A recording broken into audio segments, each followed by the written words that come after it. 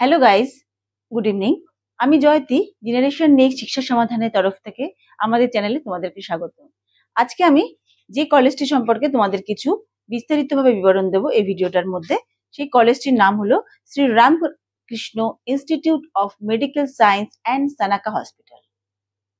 এই কলেজটির নাম তোমরা সবাই শুনেছো এবং এই কলেজটিতে সেকেন্ড রাউন্ড থেকে 50টি সিট বেড়েছে।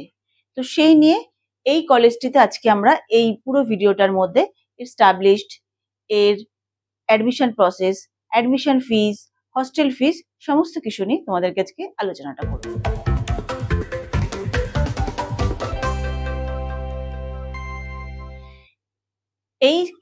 এই হসপিটালটি 2015 সালে দুর্গাপুর ওয়েস্ট বেঙ্গলের 51 একর জমির উপরে এই হসপিটালটি স্টাবলিশড হয়েছিল। এই কলেজটি অ্যাফিলিয়েটেড WBUHS মানে West Bengal university of health সায়েন্সের দ্বারা এবং রেকগনাইজড হয়েছে ন্যাশনাল মেডিকেল কাউন্সিল যেমন NMC থেকে। এবার এই কলেজে কি কি কোর্স করানো হয়? MD doctor of medicine, MS master of surgery.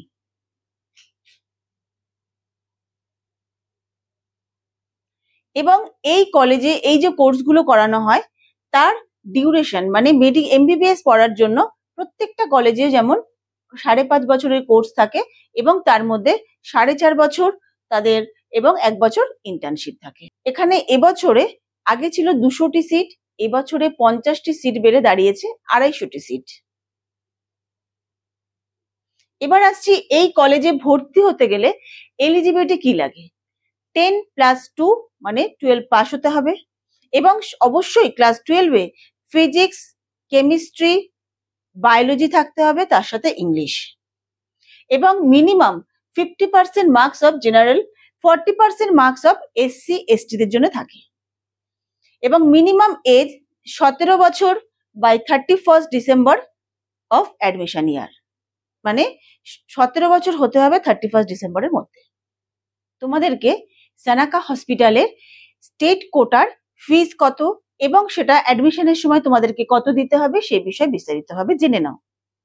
Tuition fee লাগে 9টা সেমিস্টার, যেখানে 2,74,000 ওদের ফিজ আছে এবং 9টা সেমিস্টারের ফিজ গিয়ে দাঁড়াচ্ছে 24,66,000। এটা হলো tuition fee. Admission fee one time not refundable, সেটা হলো 50,000 টাকা। কশন মানি রিফান্ডেবল, সেটা হচ্ছে 10,000 টাকা। Sports and cultural fees one time non refundable 25,000 টাকা। টোটাল হচ্ছে 25,51,000। যেটা টিউশন ফি তোমাকে যখন অ্যাডমিশনের সময় জমা করছো দুটো সেমিস্টারের 2,74,000 করে দুটো সেমিস্টার গিয়ে দাঁড়াচ্ছে 5,48,000। অ্যাডমিশন ফি লাগছে 50,000, কশন মানি লাগছে 10,000 টাকা, স্পোর্টস অ্যান্ড কালচারাল ফিস লাগছে 25,000 টাকা। তাহলে মোট তোমাদেরকে অ্যাডমিশনের সময় কত দিতে হচ্ছে? 6,33,000, মানে 6,33,000 টাকা তোমাদের অ্যাডমিশনের সময় জমা করতে হচ্ছে। এবার আসছি কলেজের ম্যানেজমেন্ট কোটার ফিস কত এবং তোমাদের অ্যাডমিশনের সময় কত জমা করতে হচ্ছে। টিউশন ফি সেম, 9টা সেমিস্টারে তোমাদেরকে দিতে হবে, যেটা তোমার পার সেমিস্টার 10,94,000, 9টা সেমিস্টার গিয়ে দাঁড়াচ্ছে 98,46,000। অ্যাডমিশন ফি সেম 50,000 টাকা, কশন মানি যেটা রিফান্ডেবল 10,000 টাকা, স্পোর্টস অ্যান্ড কালচারাল ফিস 25,000 টাকা। তাহলে টোটাল কি দাঁড়াচ্ছে কত? 99,31,000 টাকা, মানে 99,31,000। এবার তোমাকে অ্যাডমিশনের সময় কত জমা করতে হচ্ছে? দুটো সেমিস্টার 10,94,000 করে দুটো সেমিস্টারে গিয়ে দাঁড়াচ্ছে 21,88,000। অ্যাডমিশন ফি একবারই দিতে হচ্ছে 50,000 টাকা, কশন মানি 10,000 টাকা, স্পোর্টস অ্যান্ড কালচারাল ফি 25,000 টাকা। তাহলে অ্যাডমিশনের সময় কত দিতে হচ্ছে? 22,73,000, 22,73,000 তোমাকে অ্যাডমিশনের সময় জমা করতে হচ্ছে।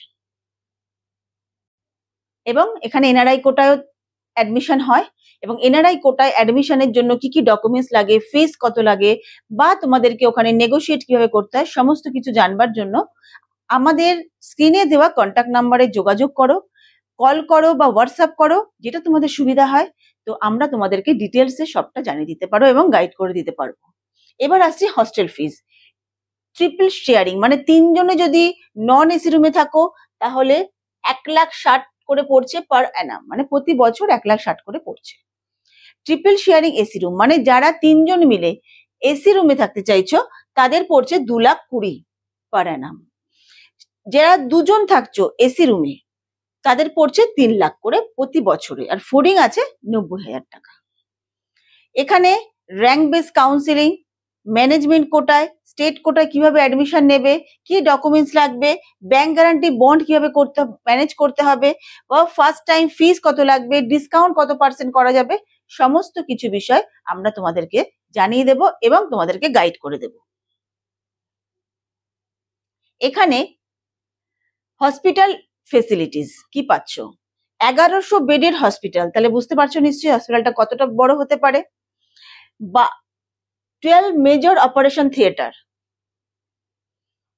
1 major emergency operation theatre, 1 minor emergency মানে একজন মেজর অপারেশন যাদের হবে সেটারও একটা অপারেশন থিয়েটার আছে, যাদের মাইনর অপারেশন থিয়েটার মানে কম রিস্ক যেটা আছে সেরকম হসপিটাল অপারেশন থিয়েটার আছে।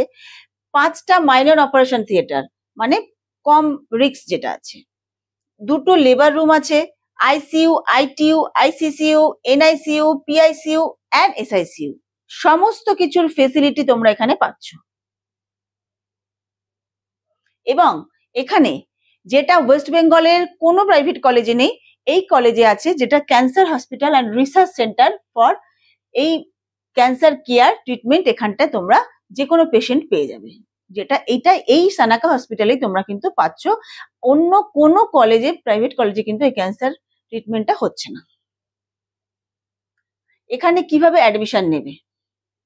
যারা 2025-এ নিট পরীক্ষা দিয়েছো এবং কোয়ালিফাই করেছো এবং কাউন্সিলিং এ অ্যাটেন্ড করতে হবে, এবং অবশ্যই সানাকা মেডিকেল কলেজের চয়েস ফিলিং এ তোমাদেরকে কিন্তু নামও রাখতে হবে, এবং চয়েস ফিলিং এ তোমাদেরকে তোমাদের নাম যদি আসে, অ্যালটমেন্ট আসে, তবে কোন চয়েস ফিলিং এ ম্যানেজমেন্ট কোটায় করেছো না এনআরআই কোটায় করেছো না স্টেট কোটায় করেছো, যে কোটায় তোমার যদি ওই কলেজের যে কাট অফ থাকে সেই কাট অফ অনুযায়ী তোমার যদি মার্কস এসে যায়, তাহলে অবশ্যই সেখানে তোমরা কিন্তু সানাকা হসপিটালে অ্যালটমেন্ট পাবে। অনেক স্টুডেন্ট, অনেকের কাছ থেকে ফোন যাবে, কেউ যদি বলে থাকে যে আমরা সানাকায় করিয়ে দেব, তাতে WBMCC-র অবশ্যই তোমাকে নিট কাউন্সিলিং এ অ্যালটমেন্ট আসতে হবে। কখনোই WBMCC-র অ্যালটমেন্ট না এলে কোনো কলেজে তোমরা কিন্তু অ্যাডমিশন নিতে পারবে না। আর কেউ যদি বলে সানাকা কলেজে যা ফিজ আছে আমরা সেখানে 75-80-তে করিয়ে দেবো, দেখো কখনোই সেটা সম্ভবপর হয় না।